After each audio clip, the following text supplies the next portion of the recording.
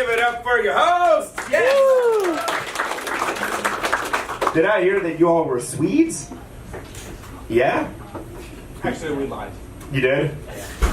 It's a poor country, Sweden, Finland next to Sweden. Oh, okay, so you're Finnish. Yeah. Oh, so you have like names. Oh, you have those cool names like Hakkinen and Tolpinen and like. Yes. Look at me, guys. I'm cultured. Yes.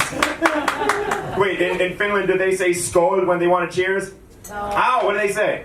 Kippis. What? Kippis. Kippis. It's like kippis. Kippis! Yeah. Yes! Okay, great. Okay, I guess that was just an inside thing. Okay, time to include the rest of you. Yeah, I like Europeans though, because I'm a Frenchman. Okay, I'm just going to come out and say it. I'm a Frenchman, all right? And my parents are in town from England. Or whatever that means. Anyway, I just talked to my dad. Actually, he's doing good. He's doing well. He's a good guy. He actually recently came back from a 3-week yoga retreat in India. While he was there, he went to an Ayurvedic center to get a cleanse. Anybody else's dad a white woman from Williamsburg?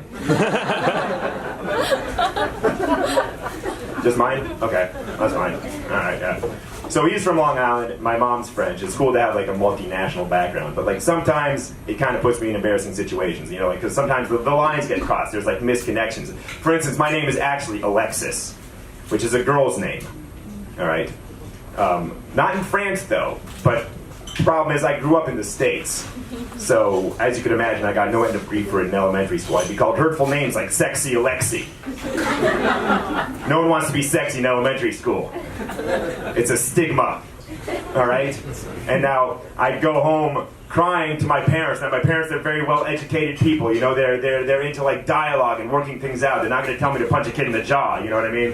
They're going to say. So I was like, Mom, Dad, why did you give me this girl's name? The kids keep making fun of me, and they're like, we didn't give you a girl's name. You tell those kids that you're named after a 19th century French philosopher named Alexis de Tocqueville. It's like, yeah, that'll show them. Oh, who is the woman now? I wrote about democracy. I died of tuberculosis. Someone write a poem. French are very poetic people. Yeah, I don't know. It's just not a very intimidating nationality unless you're like a piece of garlic or a duck. Got me some culinary humor on you guys. You know what I mean? I do like food. I'm a big food guy. I love the food. You know what I'm saying? Like, my palate hasn't adjusted to the fact that I'm a comedian, so I still overspend on food. You know, I like going to like, you know, Italy, Whole Foods. You guys like Italy and Whole Foods? I'm all about that life. You guys about that life? You guys about that Italy, Whole Foods life? It's the best. The food's alive there. It's like a celebration, you know? But of course, like, you know, mostly I could afford to go to like Key Food or Bristides, you know what I mean? That's depressing in there. It's like a hospice for groceries. It's where food goes to die.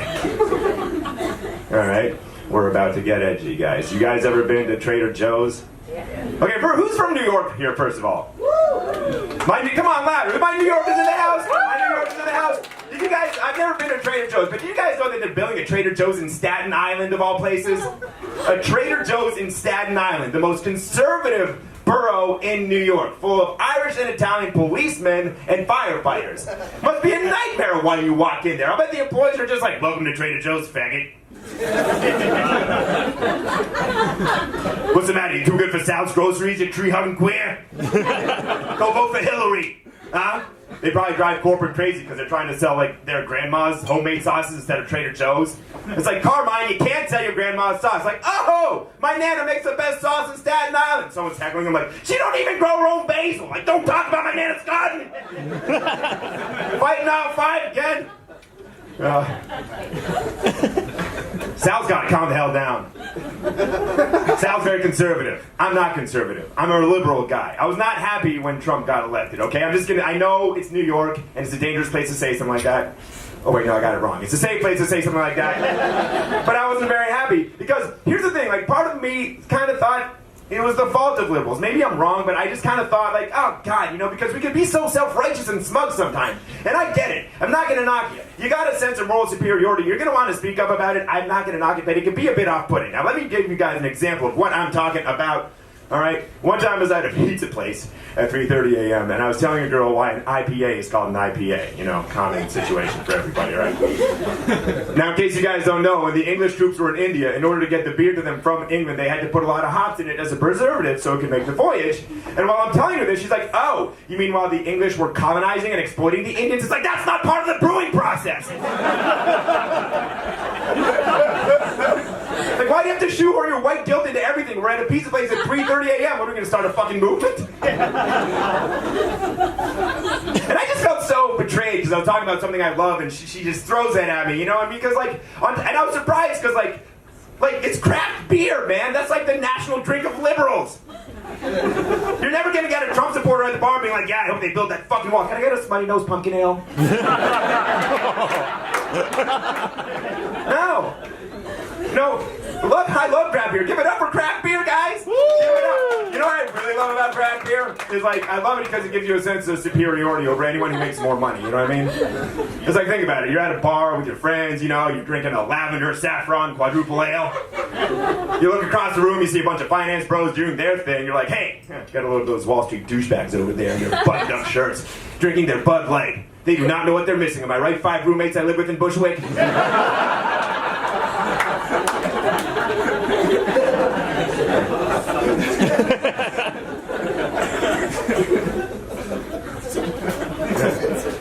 I went to this remedial boarding school growing up. It was a school for kids who had like problems back home and like academic issues, and they smoked a lot of weed. So the parents thought it'd be a good idea to send their kids to a school with other people who smoke a lot of weed in the middle of New Hampshire, 20 miles away from Vermont. With like loads of forests around. That ought to cure it. Anyway, I'm trying to write bits about it. I'm trying to explore it. And I recently reached out to a good friend of mine who went to this school. His name's Josiah Lilly. Now, if you all know him, the son of Eli Lilly Pharmaceuticals. All right, yeah, fucking guy's loaded. But he was super sweet and humble. So I reached out to him one fine day, and I got the message, and it's super interesting, the interaction. We did, yeah, no money changed hands. No money changed hands. Shut it. Okay. Shut it. So I'm like, hi, Josiah. Happy New Year. I hope you're doing great. What are you up to these days besides being a husband and a dad? And he replied with the most unintentionally insulting message I've ever received. But it's so funny. Check it out. He's like, hi, Alex. Hope you're well and your new year is off to a great start. I am super busy these days juggling different acts of life. Outside of family life, I work for my family's foundation, the Ruth Lilly Philanthropic Foundation. I primarily focus on early childhood development and agricultural innovations to bring down the cost of food, in addition to several different investments. It looks like you're staying busy too with what seems like a podcast of some kind, correct?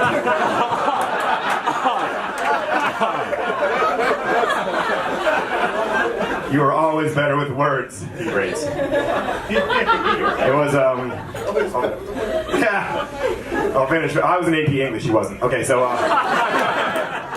and I'll never forget the day my dad dropped me off there. It was, so like the thing, like I said, remedial kids kind of had chips on their shoulder, you know, because they felt like they failed in one capacity or another. We had, you know, and like that's what happens at that age, you know. You get hostile, you get defensive because you feel like you let these really successful parents down. So you look for someone to victimize. It's only natural.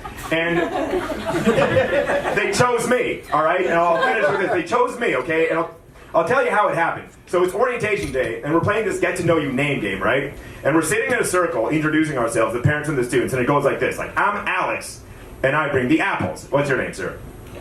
You'd be like, I'm Dylan, and I bring the dogs, right? And so on and so forth. So it goes like this, right? They're going around, they're saying shit to seem all hardcore, you know? They're saying shit like, I'm Brennan, and I bring the beers, yeah! I'm Todd, and I bring the tequila! High fives, Brennan. It gets to my dad. I'm Arthur, and I bring the ambiance. It's like, oh my god. How do you do that? The kids are like, that word was gay. And my dad's like, that word was not gay. That word was used by 19th century French philosopher Alexis de Tocqueville. All right, you guys, I'm Alex Garnett. Thank you very much indeed. Great.